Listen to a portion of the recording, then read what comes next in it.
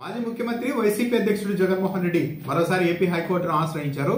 ఇటీవల తనకు ప్రతిపక్ష హోదాను నిరాకరిస్తూ ఏపీ స్పీకర్ చింతకాయల అయ్యన్న పాత్రుడు ఇచ్చిన రూలింగ్ ను చట్టవిరుద్ధంగా ప్రకటించాలని కూడా తన పిటిషన్ లో హైకోర్టును విజ్ఞప్తి చేశారు జగన్మోహన్ రెడ్డి.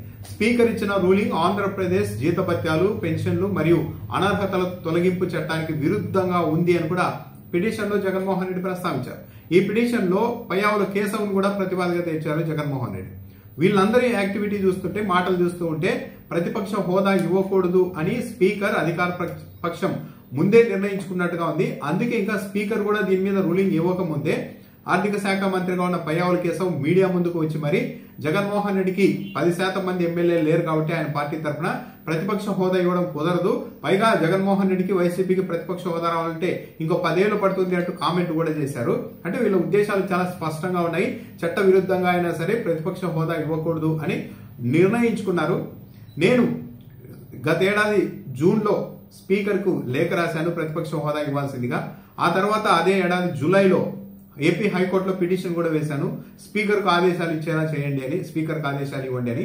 అయితే హైకోర్టులో ఈ పిటిషన్ పెండింగ్ లో ఉండగానే ఈ ఏడాది ఆరంభంలో స్పీకర్ చింతకాయల అయ్యన్న పాత్రుడు రూలింగ్ ఇచ్చేస్తూ ప్రతిపక్ష హోదా ఇవ్వడం సాధ్యం కాదని ప్రకటించారు. అయితే ఆ రూలింగ్ చట్ట విరుద్ధంగా ఉంది అంటూ జగన్మోహన్ రెడ్డి పిటిషన్ వేశారు. కాబట్టి స్పీకర్ రూలింగ్ ను చట్ట విరుద్ధమని ప్రకటించాలి అని విజ్ఞప్తి చేశారు. ఈ పిటిషన్ పైన ఈ రోజు కానీ లేకుంటే బుధవారం కానీ 1-2 రోజుల్లో ఈ పిటిషన్ హైకోర్టులో విచారణకు వచ్చే అవకాశం కూడా ఉంది. అయితే ఇక్కడ స్పీకర్ వ్యాఖ్యల్ని గతంలో రూలింగ్ ఇచ్చిన సమయంలో స్పీకర్ ఆ రూలింగ్ లో చేసిన వ్యాఖ్యలు అయితే చాలా అనుచితంగా ఉన్నాయి. పైగా ఆ రూలింగ్ లో కూడా కొన్ని వాస్తవ దూరమైన అంశాన్ని స్వయంగా స్పీకర్ చైర్ మీద కూర్చొని మరి చదివారు.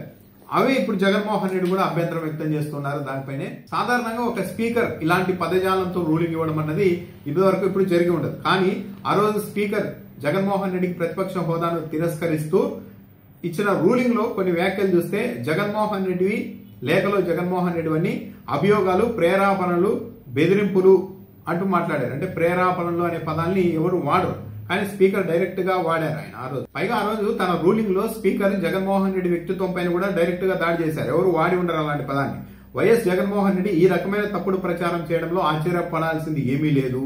అంటే జగన్మోహన్ రెడ్డి వ్యక్తిత్వం ఇలాంటిదే తప్పుడు ప్రచారాలు చేస్తూ ఉంటారు అన్నది స్పీకర్ చైర్ మీద కూర్చొని మరి ఒక తీర్పు ఇచ్చేశారు. నిరాధార ఆరోపణల ఆధారంగానే ఈ తప్పుడు ప్రచారం కొనసాగించారు. కాకపోతే ఈ దఫా ఆయన తన కల్పిత వాదనలను, ఆకాంక్షలను గౌరవ న్యాయస్థానానికి ఆపాదించడానికి సైతం వెనుకాడలేదు. దురదృష్టవశాత్తు అదే ఆయన సహజ శైలి. అంటే జగన్మోహన్ రెడ్డి వ్యక్తిత్వాన్ని కించపరిచేలాగా, జగన్మోహన్ రెడ్డిని దెబ్బతీసేలా, వ్యక్తిత్వాన్ని దెబ్బతీసేలా స్పీకర్ ఆ రోజు మాట్లాడారు. అయితే ప్రతిపక్ష హోదా జగన్మోహన్ రెడ్డికి ఇవ్వడానికి సాధ్యం కాదు అంటూ ఇచ్చిన రూలింగ్ లోనే కొన్ని అంశాలని స్పీకర్ ప్రస్తావించారు. అవి ఏంటంటే ఏ వ్యక్తికైనా ప్రతిపక్ష హోదా ఇవ్వాలి అంటే ఏమేమి అర్హతలు ఉండాలి అన్న దానిపైన 4 పాయింట్లు చెప్పారు. వారు చట్టసభలో సభ్యుడై ఉండాలి. జగన్మోహన్ రెడ్డి శాసనసభలో సభ్యుడే. వారు ప్రభుత్వ వ్యతిరేక రాజకీయ పార్టీకి సభలో నాయకుడై ఉండాలి ప్రతిపక్ష హోదా రావాలంటే. ఇప్పుడు కూటమిలో బీజేపీ, జనసేన, టీడీపీ 3 కూటమిలో ఉన్నాయి, మంత్రి పదవులు తీసుకుంటున్నారు. అంటే వాళ్ళు ప్రభుత్వ వ్యతిరేక పార్టీలు కానే కాదు. ఇక సభలో మిగిలిన ఏకైక ప్రభుత్వ వ్యతిరేక పార్టీ వైఎస్ఆర్సీపీ మాత్రమే. స్పీకర్ చెప్పిన దాని ప్రకారమే ప్రతిపక్షంలో ఉన్న పార్టీల్లో వారి పార్టీకి అత్యధిక సంఖ్యాబలం ఉండాలి. ఉన్నదే ఒకే పార్టీ, అత్యధిక సంఖ్యాబలం ఉండాలి అన్నారు, కానీ 10% కనీసం ఉండాలని ఎక్కడా కూడా లేదు స్పీకర్ ఇచ్చిన రూలింగ్ లోనే. మరీ ముఖ్యంగా ఆ వ్యక్తిని సభాపతి ప్రతిపక్ష నాయకుడిగా గుర్తించాలి. ఇక్కడ వచ్చింది మొత్తం. ఎక్కడ 10% మంది ఎమ్మెల్యేలు ఉండాలి, ప్రతిపక్ష హోదా రావాలి అంటే అనే రూలింగే లేదు, అలాంటి రూలే లేదు. స్పీకర్ ఇచ్చిన రూలింగ్ లో కూడా అలాంటిది ప్రస్తావించలేదు. కానీ ఒకే ఒక పాయింట్ని పట్టుకున్నారు. మరీ ముఖ్యంగా ఆ వ్యక్తిని సభాపతిగా స్పీకర్ గుర్తించాలి అని. అంటే స్పీకర్ దయాదాక్షిణ్యాల మీదే వ్యవహారం నడవాలి అని దాన్ని అడ్డు పెట్టుకుని జగన్మోహన్ రెడ్డికి ప్రతిపక్ష హోదా ఇవ్వకుండా నిరాకరిస్తున్నట్టుగా ఉంది. చట్టంలో ఎక్కడా కూడా ఒకరికి ప్రతిపక్ష నాయకుడి హోదా రావాలి అంటే ఆ పార్టీ నుంచి 10% మంది ఎమ్మెల్యేలు కనీసం ఉండాలి అన్న రూల్ అయితే లేదు. కానీ సాంప్రదాయాల ప్రకారం ప్రతిపక్ష నాయకుడిని స్పీకర్ గుర్తించాలి అన్న ఒక సాంప్రదాయాన్ని అడ్డు పెట్టుకుని జగన్మోహన్ రెడ్డికి ప్రతిపక్ష నాయకుడి హోదా ఇవ్వకుండా చేసేందుకు అధికార పక్షం ప్రయత్నిస్తోంది.